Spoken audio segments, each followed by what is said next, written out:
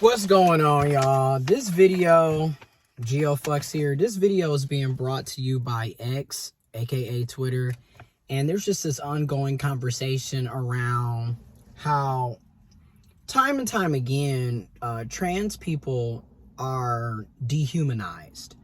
Okay, like we're not viewed as human beings that deserve respect, dignity, rights, freedoms, love, friendships, relationships, housing, food, jobs, you name it. There's so many people who don't want us to have any of those aspects of life. But in this particular one, this is talking about the sexualization of trans men in particular, because you will see things on Twitter or on Grindr, on Jacked, on these dating apps or these hookup apps, or just having casual conversations with people in the gay community, with cis men in the gay community, and you will quickly see how a lot of times we as trans men are not viewed as men. I mean, literally, somebody was just on X, Twitter, talking about how they're looking for women, and then they made hashtags for the type of women that they're looking for, and they included trans men in the hashtag. Trans men are not women. Trans men are men. And it's really, again, a lot of times we are literally being viewed as vaginas with beards. And keep in mind, every trans man doesn't have a vagina. Okay? Every intersex man doesn't have a vagina. Are there trans men with vaginas? Yes. Are there intersex men with vaginas? Yes. But that is not every single trans man or every single intersex man. Okay? And again, another thing is just the constant sexualization. Again, we're not really being viewed as men. And then we're also not being viewed as potential dating partners, relationship oriented. Like, people don't even view having a committed relationship with trans people. And I'm speaking particularly to trans men, but with trans people, because oftentimes we're just seen as the sex toy. We're not really being respected as human beings. Okay? And keep in mind, this happens to cisgender people as well. Cis men can be sexualized. Cis women can be sexualized. However, let's just keep it real. A lot of times, it's just constant sexualization and fetishizing. And again, this is why I cannot stress enough when it comes to, you know, if you're a trans person and you're out here trying to date, trying to get to know people, it is so important that you take the time to get to know these people that you're trying to date, because number one, you need to know if this person respects you. Okay? Because if you don't have respect, in my opinion, you don't have anything. And somebody that's just trying to sleep with you, you know, because they have a fetish, 9 times out of 10 is not going to be somebody that respects you. Okay? I cannot stress that enough. Number 2, you need to know what their opinion and perspective is on various topics. What is their opinion on transgender people, on gender affirming care, on abortion, on bodily autonomy, on reproductive rights, on women, on feminism, on misogyny, on patriarchy, on racism? You need to really take the time to get to know people. Again, this just going with folks because they're attractive is not going to work in your best interest, in my humble opinion. Because again, there's a lot of attractive people who are transphobic. There's a lot of attractive people who are misogynistic. There's a lot of attractive people who are racist. So you really want to actually get to know. Again, how are you talking, or how are you trying to befriend or be in a relationship with someone who's trans? Meanwhile, you're supporting elected officials and legislation that's taking away the rights of trans people.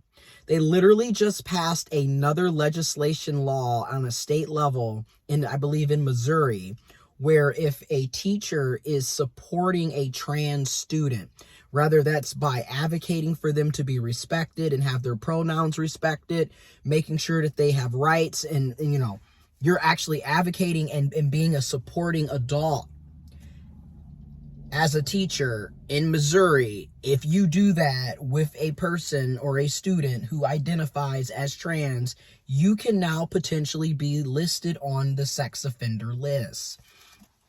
And mind you, there's all kinds of legislative policies, state to state, that are being passed to criminalize being trans, to criminalize being LGBTQ+. They're basically saying the quiet part out loud. They want LGBTQ+ people to, number one, not exist. Number two, definitely not have any rights or have any bodily autonomy.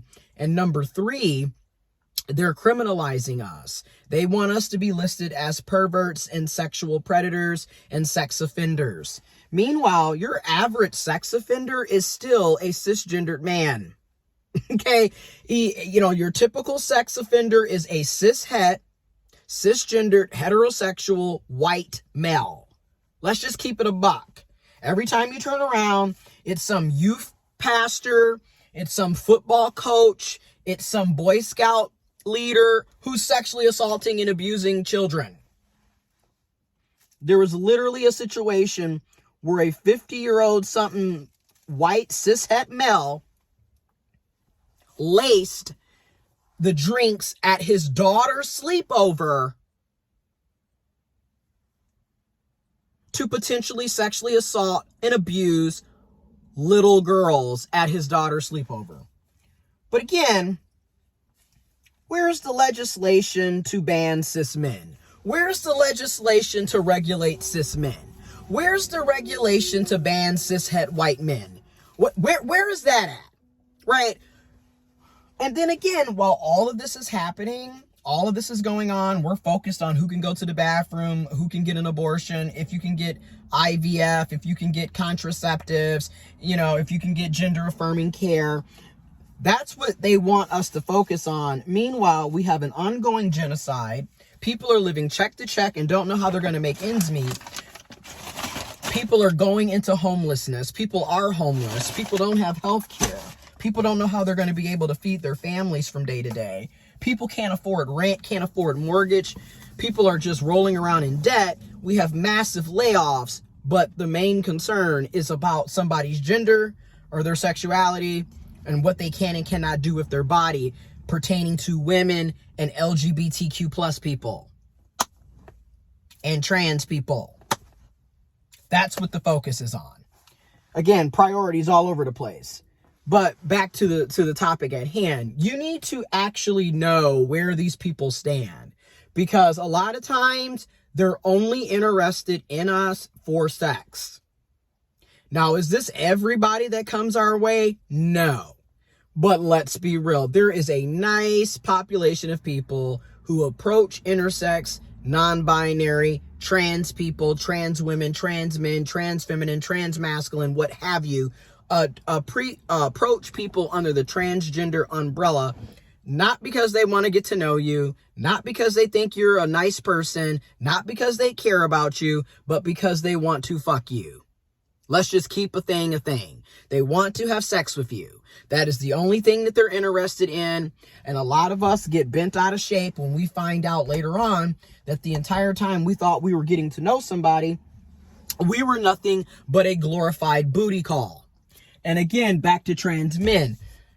They keep misgendering us and putting us in the category with women.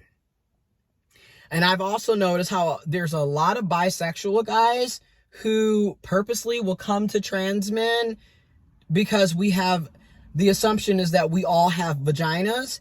And also the other assumption is that we're all bottoms. Again, all trans men are not bottoms. All trans men don't have vaginas. But these are the assumptions that people have about us. Okay? And this is why I always say, like, I also find it odd how you will have a cis gay man who is gay.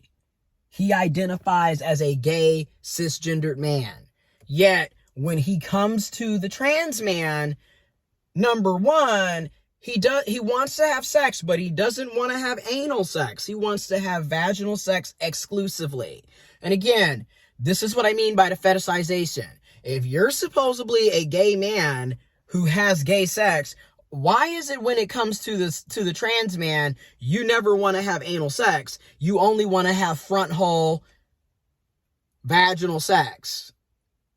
What is that really about outside of the fact that you're literally fetishizing that person? Because if you were a cis gay man and he's a cis gay man and he considers himself to be a top, he would be penetrating your anus, right? So why is it when it comes to a trans man, all of a sudden they're not interested in your anus? I'm just keeping it real. You got to start reading in between the lines when it comes to these types of people, because they sit up here, they make it seem like they're so progressive and they're aware, and oh, I'm not fetishizing, oh, I'm not sexualizing, oh, I'm not chasing you, oh, I'm not a chaser, but their actions speak otherwise. Because again, you're a gay man, but you only want to have front hole penetrative sex when it comes to a trans man. That is clearly a red flag. I'm just going to keep it real. And it's time for us to start realizing somebody giving you attention, you should not be flattered by. You should not be jumping up and down about, because a lot of times they are viewing you as, I'm just going to keep it real. Trigger warning, trigger warning. I'm going to keep it real. Trigger warning. They are viewing us as pussies with beards. I'm just going to keep it completely, to the point, because the actions are letting you know. They do not respect us as human beings. They think we're a joke. A lot of times it's comical. They misgender you. They make fun of you, and it's just ridiculous. And then we're just sitting up here like, oh, okay, well, they didn't mean it. Well, give them time. Well, no. It's time for us to stop allowing ourselves to be gaslit and to constantly put up with bullshit. Okay? And also, it's also time for trans men. It's time for us to speak up about our experiences more, because a lot of times nobody's really talking about the problems, the bigotry, the transphobia, the hatred, and the abuse that we deal with. And it needs to be talked about more. And it also needs to just be mentioned, you have a lot of predatory cis men, regardless of sexuality. Like, again, toxic masculinity, patriarchy literally sets cis men up to be predators, to be abusers. I'm just going to be honest. And all of this, oh, well, you got, it's just the heterosexual. No, if it's a cis man, the likelihood for unnecessary abuse, disrespect, and violence and selfishness is ridiculously high. It doesn't matter what his sexuality is. It doesn't matter what his race is. The fact that he's a cis man and living in a patriarchal, misogynistic society, you really can't be too surprised when they come out of left field. Okay? You really can't at this day and age, because they show you through their actions that they really ain't thinking that much about you. Okay? And then case in point, look at how, and I'm going to say it, look at how cis, gay, and bisexual tops treat cis gay bottoms. The misogyny is all up in there. The toxic masculinity is all up in there. Okay? It's in your face how they act and how they think and how they, operate and where their mindset is coming from. And it's just why I be saying a lot of times with these guys, you really kind of have to start realizing that you're being used. You're being used. They don't take you seriously. They don't respect you. And it's only a matter of time before they say or do something that's extremely toxic and abusive. And then you're going to be sitting up trying to figure out, oh, well, I didn't think he was like that. But but he was showing through his actions that that's how he was the entire time. That's why, I mean, just being honest, it's getting to the point where we need to stop acting like we're so surprised when cis men go and do cis men shit. Okay? I'm just going to be honest. And again, they treat other cis men horribly. Okay? They treat each other like shit. So it's just like, what in the world, you know? And again, is this all cis men? No. But if we're looking at it from a collective standpoint, that group has major problems that they need to focus on and work on instead of constantly projecting their bullshit off on everybody else and trying to play the victim when people try to hold them accountable. Again, that narcissistic shit. They never want to be held accountable. They never can take what they dish out. Like I said, when you look at how they treat cis bottoms in the gay community, come on. How is this any different than how women are treated? How is this any different than how people with vaginas are treated? Again, the way they treat people, pay attention. The shit that they say and do, pay attention. This is why I be saying a lot of y'all, I'm not interested in being friends with you. You a whole ass bigot and a red flag. And I see right through you.